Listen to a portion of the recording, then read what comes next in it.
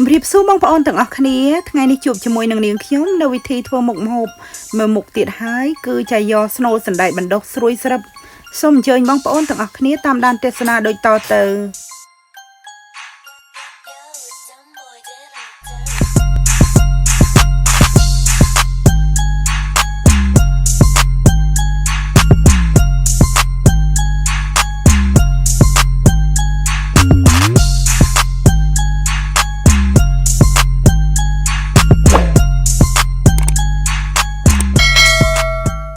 ចាគ្រឿងផ្សំរួមមាន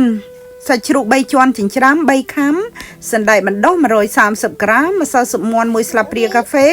ស្ករ1ស្លាបព្រាកាហ្វេអំបិលចុងស្លាបព្រាកាហ្វេ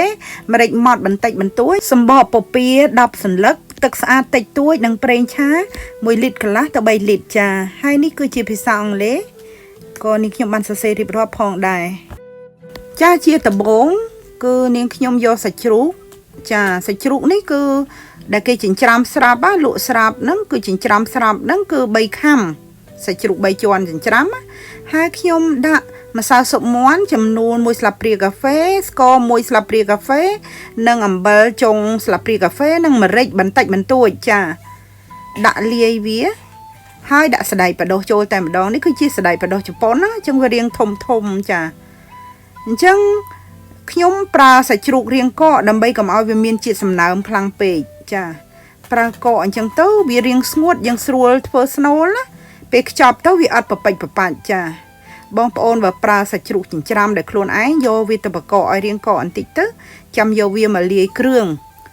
ពេលដែលវាកកហើយយើងច្បាច់ទៅវារាងទន់បន្តិចហើយយើងដាក់គ្រឿងផ្សំអីទៅហើយយើងត្រៀមទឹកមួយកូនចានចង្កឹះផងនេះគឺជាសម្បកពពាដែលនាងខ្ញុំប្រើចាសម្បកពពាហ្នឹងគឺផលិតផលជប៉ុនបងប្អូនអាចប្រើសម្បកពពា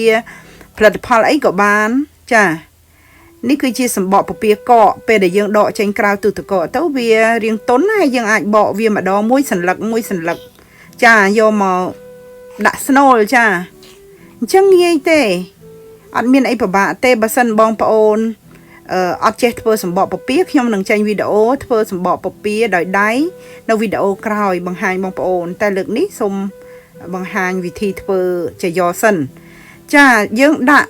សាច់ជ្រូកចិញ្ច្រាំហ្នឹង1ស្លាបព្រាបាយពេញមកហើយលាតវាទៅលើសម្បកហ្នឹងឡើងជ្រុងហើយមូលវាបន្តិចហើយបន្ទាប់មកចាំខ្ចប់វាកាច់ជ្រុងវាយកមកខ្ចប់ចាខ្ចប់ក្របពីលើហើយធ្វើយ៉ាងណាឲ្យចុងកដាលហ្នឹងគឺវាស្រួចចាបងប្អូនឃើញស្រួចរាងត្រីកោណណាហើយខ្ញុំទាញឲ្យបងប្អូនមើលនៅខាងក្រោយចាហើយបន្ទាប់មកបងប្អូនមូវាចាយកម្រាមដៃហ្នឹងចុចខាងកដាលហ្នឹងបន្តិចមកហើយមូវាហើយដាក់ទឹកលាបលើសម្បកពពាចុងបន្តិចហើយមូលវាបង្ហើយបងប្អូនមើលនេះចុងវាគឺស្អាតមែនតែនចាវាចិត្តល្អអញ្ចឹងនេះគឺជាវិធីមួយទៀតដដែលខ្ញុំបង្ហាញម្ដងទៀតគឺសាច់ជ្រូកត្រូវតែយកវាមកលាតជាបន្ទះដាក់ពីលើសម្បកពពាហ្នឹងដើម្បីវាយវាឲ្យស្មើពេលដែលយើងមូលទៅវាស្មើល្អចាយើងយកស្ភាឬក៏សមអីមកលាតវាពីលើឲ្យវារៀបស្មើល្អហើយចាំមូលណាចាខ្ញុំចង់បង្ហាញត្រង់ចំណុចនេះពេលដែលខ្ញុំមូលហ្នឹងគឺខ្ញុំអត់មូលឲ្យតឹងដៃពេកទេព្រោះដែលយើងមូលតឹងដៃពេកវាធ្វើឲ្យពេលយើងបំពងទៅគឺវាធ្វើឲ្យវាហាប់វាសាច់ក្រឆ្អិនណាអញ្ចឹងពេលដែលយើងមូលវារាងធូបន្តិចហើយសម្បកពពាយើងធ្វើយ៉ាងម៉េចក៏ដោយសេរីវាឲ្យឃើញស្រួចចុងណាបងប្អូនឃើញខ្ញុំសេរីវាខាងក្នុងអត់បញ្ហាសំខាន់គឺឲ្យចុងវានឹងឃើញស្រួចល្អហើយចាំបងប្អូនមូវាបានឃើញទៅវាស្អាតណាចាវាអត់សូវចំកដាលដែរកន្លែងខ្ញុំមូប៉ុន្តែខ្ញុំព្យាយាមធ្វើម៉េចឲ្យវានៅចំកដាលពេលខ្ញុំមូហ្នឹងខ្ញុំយកដៃគៀសបន្តិចដើម្បីឲ្យចុងវាឃើញរាងត្រីកោណហើយយកទឹកមកលាបពីលើដើម្បីឲ្យវាស្អិតពេលដែលយើងមូលទៅបងប្អូនកុំប្រើពងមាន់វាធ្វើឲ្យក្រហមពេលយើងបំពងអត់ស្អាតទេម្សៅមីយើងលាបតែទឹកទៅវាជាប់ហើយបន្ទាប់មកខ្ញុំដាំឆ្នាំងខ្ញុំរាងជ្រៅនេះគឺឆ្នាំងបំពងខ្ញុំហ្នឹងចាបន្ទាប់មកទៀតខ្ញុំដាក់ប្រេង1លីត្រកន្លះចាបើបងប្អូនមានប្រេងឆាច្រើនដាក់ឲ្យច្រើនមកដើម្បីយើងបំពងទៅគឺវាល្អវាស្រួយស្រាប់ហើយវាអត់ជក់ខ្លាំង อดจุเปรย์เนี่ยจะยอยืงแต่โบงนั่นคือขยมปลาเพลิง180 องศาเซลเซียสจ้าดำใบกับดาวชนังให้หนังเปรย์นั่งเอาวิกดาวปฏิประตอบม้าขยมเตรียมตำรองจ้าเตรียมท่ามวยสำหรับดัชยอเปเดยังสรองเปเดยังบ่มโปงให้นั่นก็ยังดัเลยท่าทางบานให้นังดักใส่ไปกราวขยมโยจะกระมวยดำใบเฟอร์เต้กับดาวบ่เปรย์นเปเดvì tranh của bục bịch chọp nâng chỉ có nhung bật thôi phượng nắng ở cho tới trâm rồi sai sắp ăn xa xe cha pe nắng cứ dương đã chỉ dọ bàn hơi phần tái nhung prơ chỉ có đai tê cha đầm bay chập chỉ dọ nắng đã trôi từ nông pre nắng phần tái nhung ở toàn bể nghe nghe tê cứ nhung đã vì đại prong bể giặt khai sẽ bỏ chỉ dọ tôn nắng vì từ sát chọp nâng bát nắng chẳng cứ nhung đã việc thnom trôi tơ mà đau muối hay nhung chập việc bằng vòi phim đam bay oi sạch chuột nước hàng khăn nó cứ vì chập đam cả đau chả vì cả đau từng song khang vậy tới còn oi vì cả đau tại một khang vòi vì pe đẹp lên cả đau khang pe cứ thôi sự bộ chỉ gió nó cứ vì lang crop chả đời xa tại dương tâm tệ bạch châu sẽ toàn là hạp hiệp ôi mà rồi sai sập ăn xa xế hay dân đạp liềm chẳng vì lang crop á vậy tới chụp hẹn khi mà nó vì trâm tầm rồi sai sập ăn xa xế nó cứ vì tiệp bằng pot đây pe đây đạm pong nó á hai nó pe để dương pong du tới dương đạm bật tọp tới cứ vì riêng rồi luôn mình tịt sờ bọ chỉ gió phần tay tờ bông cứ riêng crop krơm chà